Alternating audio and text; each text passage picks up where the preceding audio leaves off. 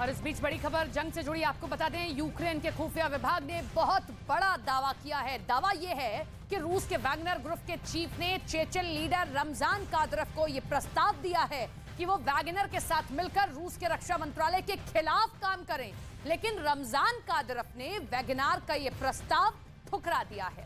Ukraine में Wagner की मुसीबतें कम नहीं हो रही हैं। खबर यह आ रही है कि यूक्रेन के अंदर वैगनर लड़ाकों की हजारों लाशें बिछ गई हैं।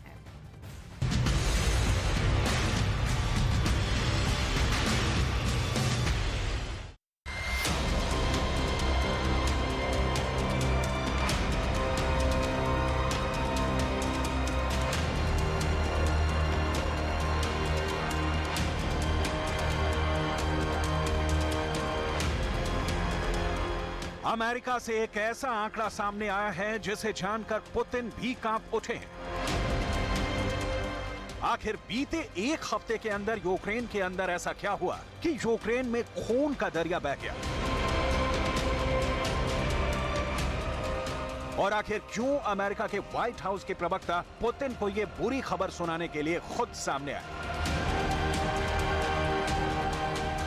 अमेरिका ने आरोप ये लगाया है कि रूस के 30,000 से ज्यादा लड़ाकों को यूक्रेन की कत्लगाह में बिना किसी सुरक्षा कवच के बहुत बेरहमी से झोंक दिया गया।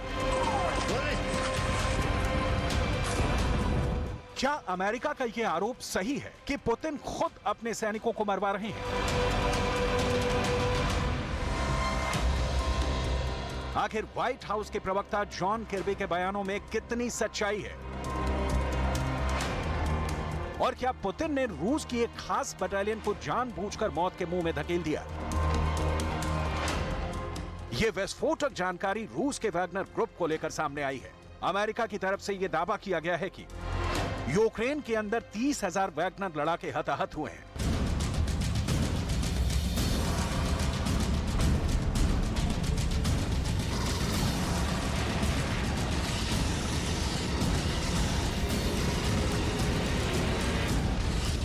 ये दावा सच है या झूठ, ये पता लगाने के लिए हम आज आपको वैगनर के उस कब्रिस्तान की तस्वीर भी दिखाएंगे जहां पर वैगनर लड़ाकों की लाशों को दफनाया जा रहा है। आखिर यहां वैगनर लड़ाकों की कितनी लाशें दफन हैं, ये भी बताएंगे आपको। कभी पुतिन के करीबी रहे प्रिगोजिन को वैगनर लड़ाकों की कमान सौंपी गई है। जब यूक्रेन और रूस की जंग शुरू हुई तो शुरुआत में सिर्फ और सिर्फ 5,000 वैगनर लड़ाकों को ही भर्ती करके यूक्रेन की जंग में भेजा गया था।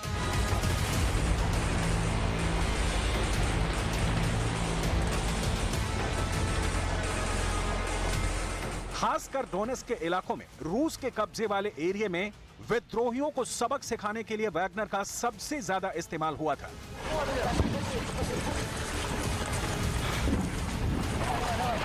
उस वक्त रूस की फौज के कमांडर्स को यह लगा कि वैगनर का इस्तेमाल यूक्रेन में अपनी दहशत बैठाने के लिए किया जा सकता है।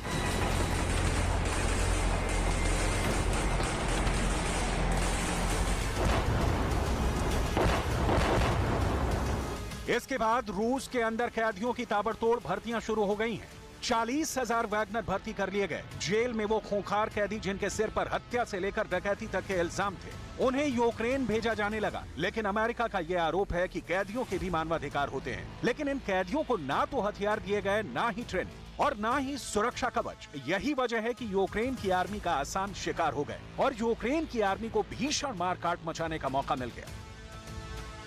Based on previous intelligence, we estimated that about 90% of those killed in the December fighting alone, just in December, were convicts. Men that he just plucked out of prisons and threw on the battlefield with no training, no equipping, no organizational command, just throw them into the fight. 90% killed were convicts. We believe that Wagner continues to rely heavily on these convicts in the Bakhmut fighting, and that doesn't show any signs of abating.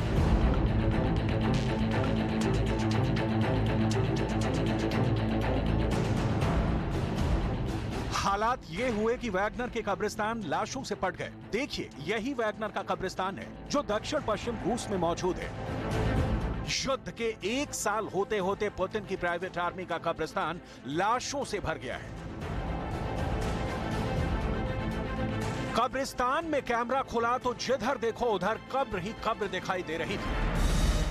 1, 2, 3, 4, 5, 6 7, 8, 9, 10 इतनी कब्रें हैं जिसे गिनना आसान नहीं है।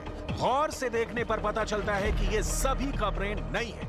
यानी ये Ukraine युद्ध में जान गंवाने वाले लड़ाकों की हैं। वैगनर ग्रुप का चीफ अपने लड़ाकों की शहादत का सम्मान फूल चढ़ाकर कर रहा है।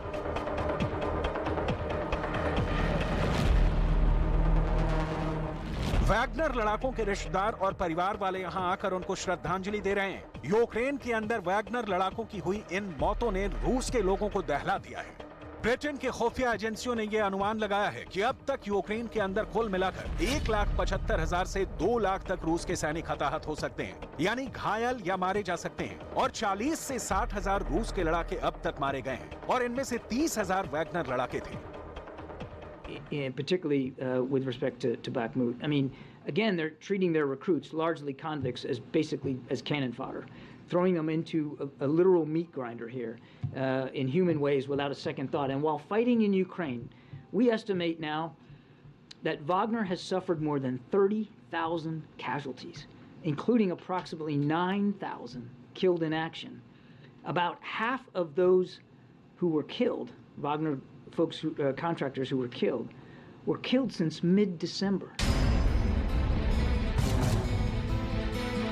लेकिन सवाल यह है कि आखिर इनमें से ज्यादातर वैगनर लड़ाके ही क्यों मारे गए? दरअसल वैगनर के चीफ प्रिगोजिनी ने यूक्रेन के अंदर अपना एजेंडा चलाना शुरू कर दिया। प्रिगोजिनी ने एक तरफ रूस की मिलिट्री की आलोचना इसलिए शुरू कर दी ताकि उनको यूक्रेन के अंदर प्रभावशाली भूमिका अदा करने का मौका मिल जाए, और यहीं उन्होंने बड़ी गलती कर दी। पुतिन के करीबी फौजी अफसरों ने वैगनर चीफ के खिलाफ एजेंडा चलाना शुरू कर दिया,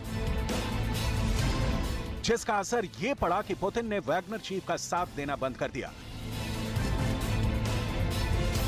रूस के एक मानवाधिकार कार्यकर्ता ने भी इसकी पुष्टि की और ये कहा कि वैगनर चीफ राजनीति के चतुर खिलाड़ी नहीं है और इसीलिए उनकी गलतियां ही उनको महंगी पड़ रही हैं। Определенная информация. Насколько я понимаю, сговор произошел в сентябре 2022 года, потом произошла цепочка событий, как мы помним, произошел взрыв на мосту, который ведет в Крым. Буквально в этот же день на фоне вот этой истерии, которая начала активно разгоняться, произошло кадровое назначение Суровикина и повышение его до командующего объединенной группировкой войск в Украине. И за несколько дней до этого и Кадыров, и Пригожин вместе обрушились с критикой на генерала Лапина, причем с оскорблениями и так далее. Пригожин не очень умный человек, он... जब वैगनर ग्रुप के साथ रूस की मिलिट्री की ही टेंशन शुरू हो गई तो इस बात की पूरी संभावना है कि फोर्स ने वैगनर को लॉजिस्टिक सपोर्ट देना बंद कर दिया, जिसके बाद वैगनर को यूक्रेन के अंदर भयंकर मार झेलनी पड़ी। बखमूत का उदाहरण भी बिल्कुल सामने है। पहले बखमूत के अंदर वैगनर ने बहुत तेजी से बढ़त बनाई, लेकिन जब वैगनर फोर्स अग्रिम मोर्चे पर पहुंची तो यूक्रेन की सेना के सामने उसकी हालत पतली नजर आने लगी।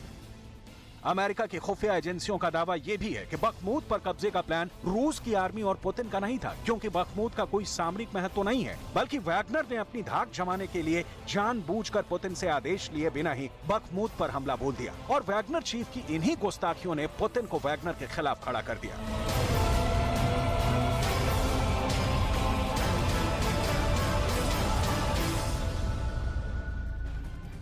FIR नंबर 208 शनिवार रात 10 बजे से लगातार सिर्फ न्यूज़ 18 इंडिया पर।